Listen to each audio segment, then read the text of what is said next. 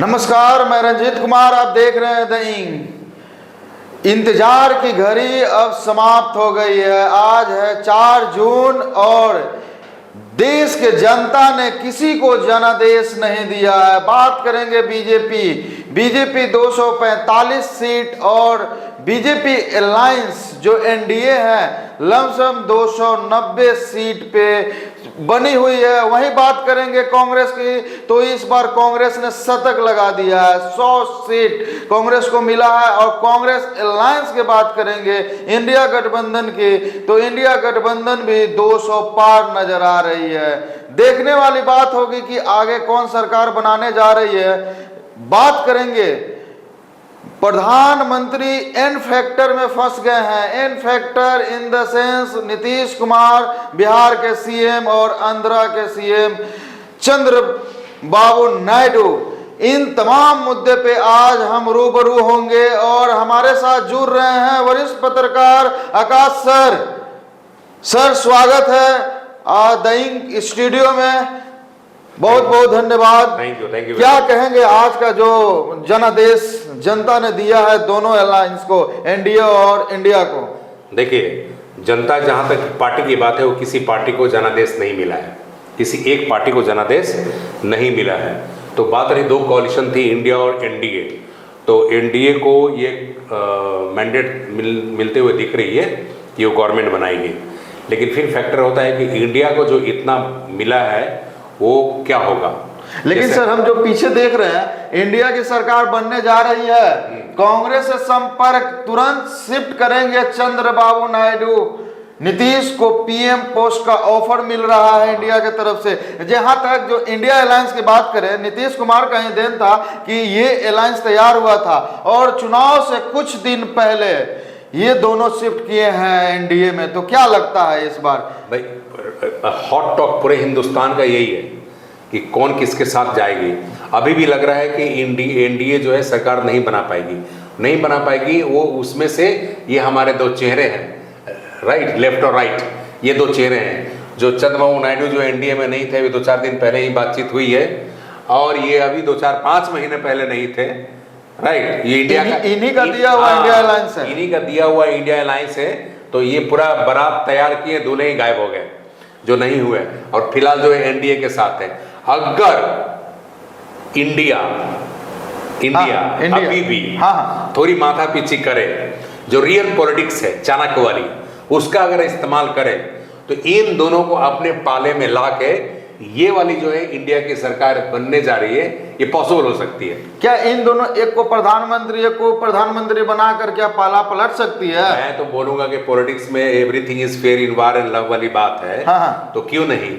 और नीतीश कुमार जी पलटने में माहिर है। हाँ, तो हमें लगता है कि चंद्रबाबू नायडू और नीतीश कुमार को जो पीएम बनना चाहे बने, एक डिप्टी पीएम बने, और कांग्रेस जो है बाहर से सपोर्ट। और ये दोनों बहुत पुराने लीडर हैं। बात करेंगे मुस्लिम आरक्षण की हो या फिर ये बीजेपी के बहुत सारे 1 नेशन 1 पेंशन की बात हो, ये दोनों समर्थन में नहीं थे।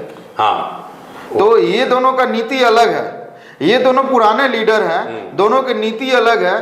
तो क्या एक दोनों न्यौछावर करेंगे? अभी कोई नीति उति काम नहीं करती है। फिलहाल है गवर्नमेंट को फॉर्म करना है, वो बाद में डिस्कशन होगा कि क्या करना नहीं करना है। इसके पहले जब नीतीश कुमार छोड़ के गए थे आरजेडी के साथ, तो गाली बकते थे बीजेपी वाले कि अब दरवाजा बंद है, कहीं नहीं आएगा। फिर दरवाजा खोला कि नहीं खोला। अब नीति की बात पॉलिटिक्स में नहीं होती है।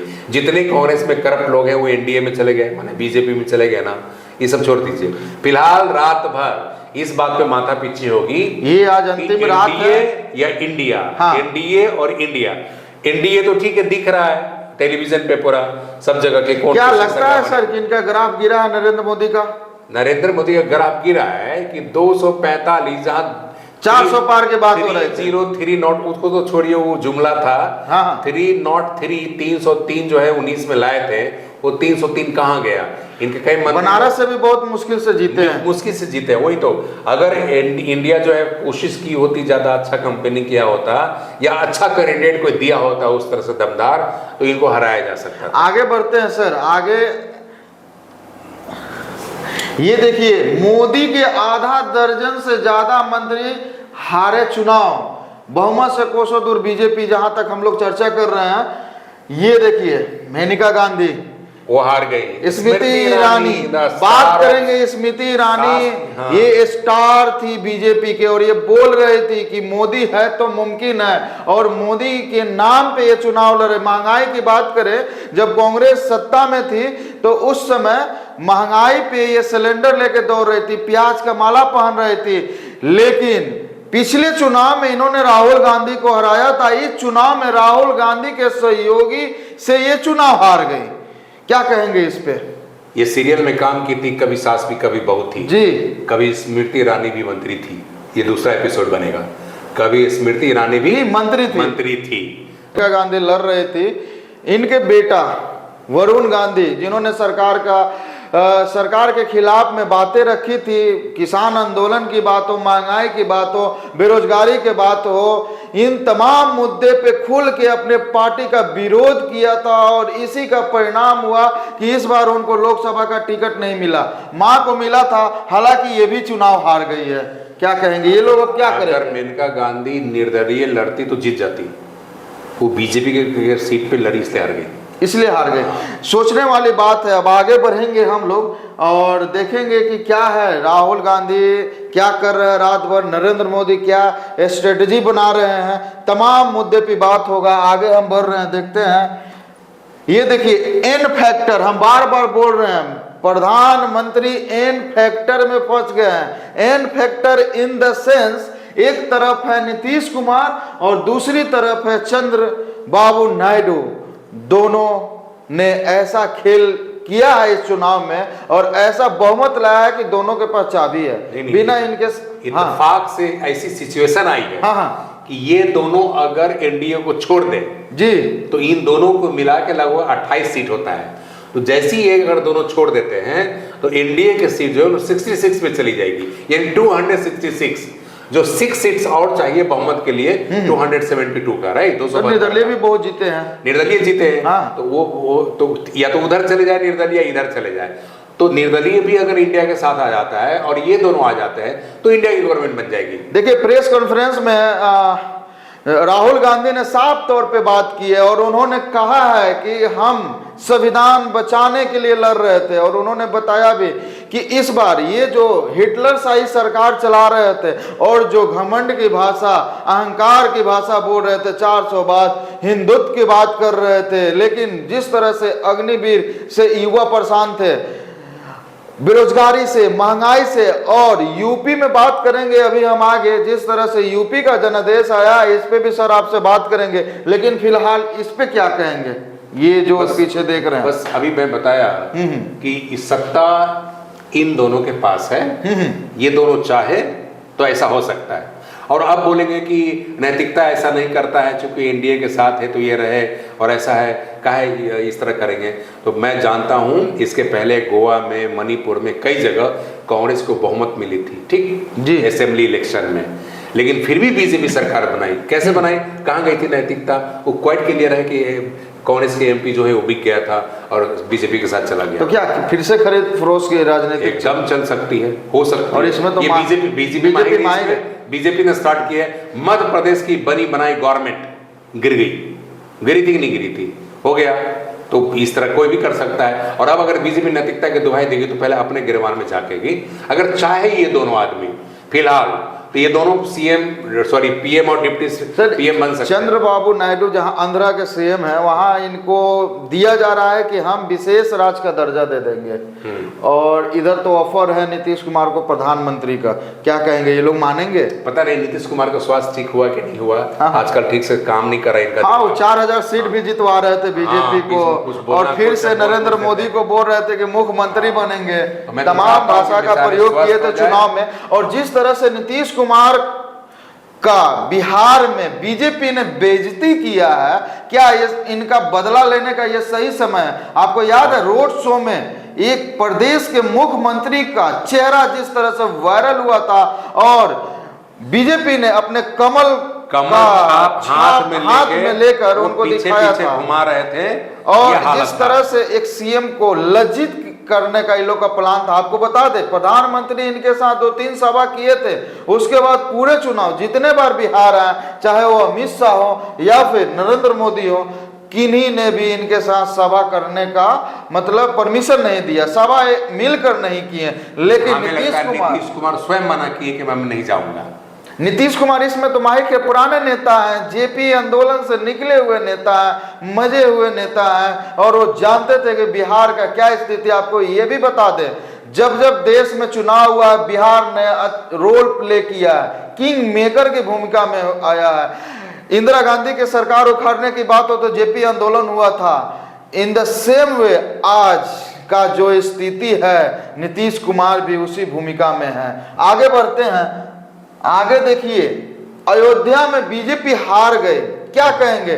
बहुत से लोग हिंदुत्व की बात करते हैं, हिंदू सब है, लेकिन जिस तरह से जनता ताहिमाम है, महंगाई से, बेरोजगारी से परेशान है, क्या कहेंगे? राम मंदिर कौन हिंदू नहीं चाहेगा कि मंदिर बने, कौन नहीं चाहेगा कि एक साथ रहें, लेकिन जब पेट में भूख लगेगा तो लोग घंटा नहीं बजाएंगे, लोग बात करेंगे रोजगार पे, महंगाई पे। लेकिन ये सरकार राम भरोसे, और राम जी ने इस बार ऐसा इनको धक्का दिया है, जैसे आपको याद होगा कर्नाटका के चुनाव में हनुमान जी ने गद्दा से इनको मारा था, वैसे ही राम जी ने इस चुनाव में यूपी से इनको भगाने का काम किया है। क्या कहेंगे इस पे? अयोध्या में भी हार गए। इसको बोलते हैं चिराग तले अंधेरा।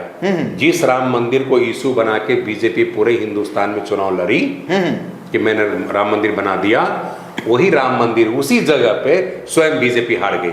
इसी ये साबित होता है कि अब देश का जनता जग गई है। मंदिर कमंडल करने से कुछ नहीं होने वाला है। आदमी का मेन मुद्दा है, उस पर बात की जाए। मंदिर बन गया, अयोध्या का सीट को कम से कम बीजेपी को जीतना चाहिए था। वहां का लोग इस गुस्से में है कि बीजेपी का हरा दिया, तो बीजेपी के लिए राम मंदिर बनने में कितने घर को तोड़ दिया गया था, वो अलग बात है। चिंतन मंथन की जरूरत है कि आप किस तरह के पॉलिटिक्स करना है। ये केवल एक मुद्दा बनाए हुए थे, राम मंदिर स्ट्रेटजी जो होता है इनका कि कैसे मंदिर बनेगा। ये देखिए, इनॉग्रेशन किए जल्दीबाजी में किए, क्योंकि चुनाव था, पूरा मंदिर बना भी नहीं था। बहुत से आचार लोगों ने भी इनका घोर विरोध किया था, लेकिन हमारे जो यशस्वी प्रधानमंत्री, इनको तो अपना चेहरा चमकाना था, लेकिन ये भूल गए थे कि जनता ही जनार्दन होता है, जनता से बड़ा कोई नहीं है, जनता ने ही आपको इस कुर्सी पे बैठाया है। मैं बताऊं एक वीडियो वायरल हुआ था। हाँ, ये मोदी का गारंटी है, मोदी का गारंटी। और अमित शाह का दूसरा वीडियो वायरल हुआ था जी, ये चुनावी जुमला है। चुनाव खत्म होने के बाद ये कोई मोदी का गारंटी वारंटी नहीं होगा। तो ये लोग अपने जो है चुनाव हारने के लिए खूब लोगों को मसाला दिए। और ये इतने पढ़े लिखे हैं कि महात्मा गांधी के विषय में बोल रहे हैं कि इनका एक फिल्म रिलीज हुआ था, तब इनको लोग जानते हैं। इन्हीं का नतीजा है, देखिए। हाँ, ये अपने नाम चमकाने में बोलते हैं। नरेंद्र मोदी स्टेडियम, सरदार वल्लभ भाई पटेल स्टेडियम को बदल दिए। ये हिटलर शाही का काम करते थे। इसी का नतीजा हुआ कि इनको बहुमत तक नहीं मिला। इनके पार्टी 400 पार का नारा दे रही थी, 300 पार भी नहीं हो पाया। 250 पार भी बहुत मुश्किल से है कि हो पाएगा या नहीं भी हो पाएगा, अभी काउंटिंग जारी है। सर, लास्ट में जाते जाते क्या कहेंगे? अब मुझे लगता है कि बीजेपी कुछ भी जो बोलेगी ना, उस पर जनता कोई विश्वास नहीं करेगी कि सही में करेगी। बहुत सारी बातें जो बीजेपी बोली है या मोदी बोले हैं, उस पर कोई अमल नहीं हुआ है, किसी बात पे नहीं हुआ है, तो अब भरोसा करने वाली नहीं है। यानी इनका ग्राफ गिर रहा है। ये अंतिम चुनाव है, उम्र की पड़ाव पे भी अंतिम है 70 प्लस होने जा रहे हैं, तो लास्ट ही है। और जनता ने इनको अंत भरा तो सब भरा करके विदाई दे दी है। और यदि जोर फरोश के राजनीति करेंगे, लेकिन सबसे मजे की बात है कि इस बार विपक्ष मजबूत है। हिटलर शाही सरकार चलने नहीं देगी। यदि विपक्ष में भी रहेगी तो सीना ठोक के इनसे लड़ाई करेगी। रही बात संविधान के बदलने का, तो अब ये बदल नहीं पाएंगे, क्योंकि जनता ने विपक्ष को भी मजबूत कर दिया है। जिस तरह से जनता ने जनादेश दिया है, इनकी हालत पतली हो गई है। इनका चेहरा देखने लायक था चुनाव से पहले, और जितने भी एग्जिट पोल थे उनका भी दावा फेल हो गया है, और सारी एग्जिट पोल का दावा धराशाह हो गया, धराशायी मतलब समाप्त हो गया है। और देखने वाली बात है कि अब क्या होता है। कमेंट करके जरूर बताएं कि इनका सरकार बनेगा। जाते जाते कैमरामैन कौशल के साथ मैं रंजीत कुमार, आप देख रहे हैं द इंक। जय हिंद। जय हिंद।